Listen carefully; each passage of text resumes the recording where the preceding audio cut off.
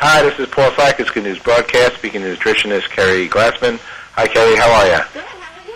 All right. You're also an author, The Snack Factory Diet, and Pediatric Nutrition, Weight Loss Maintenance, Lifestyle Wellness, and a bunch of other good things. And we're going to talk about something actually very serious here, surprising summer danger, which is dehydration. Your kids need more than sunblock.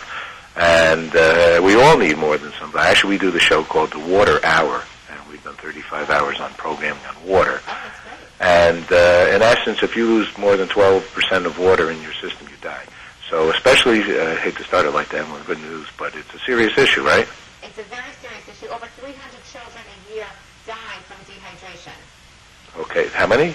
Over 300. Yeah, and worldwide, it's an astronomical number. Yeah, and what's really, and what's just so tragic about that is that these deaths can absolutely be avoided if parents are just slightly more informed about how important it is to keep your children hydrated. Okay. Well, that's, so what are some things that parents should know?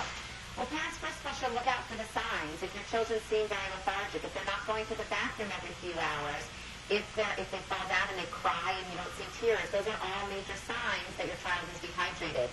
You need to keep your children hydrated with fluids, with whatever fluids you can get in their body regularly. So whatever they like to drink, you want them to drink. Sometimes, obviously we know water is good, but juice drinks as well. Something like a Capri Sun that has 25% less sugar than other brands with no artificial sweeteners is a great option because children love it. So especially during these hot summer months, you want to give kids fluids and juice drinks and things that they're going to consume. If they don't like water, they don't like something you're giving them, they're not going to stay hydrated. And obviously that is the number one most important thing when they're out in the summer heat.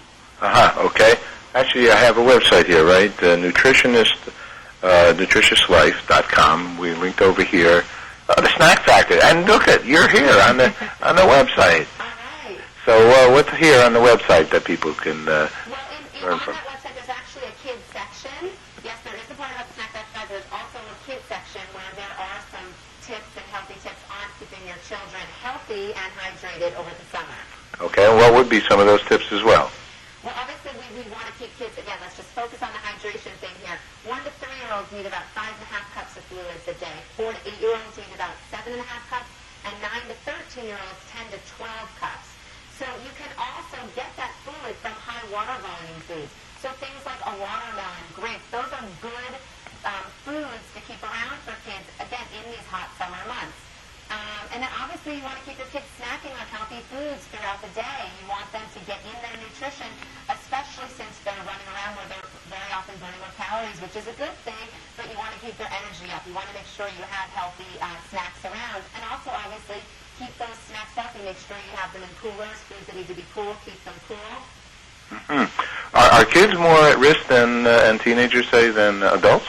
They are, because they have a larger surface area in relation to their body weight as compared to adults. So they get hotter faster. And then also, they don't perspire as well as adults. That mechanism isn't as developed. So they're not going to perspire like adults, so they're going to stay hotter. That is why dehydration and becoming so hot for children can happen so quickly.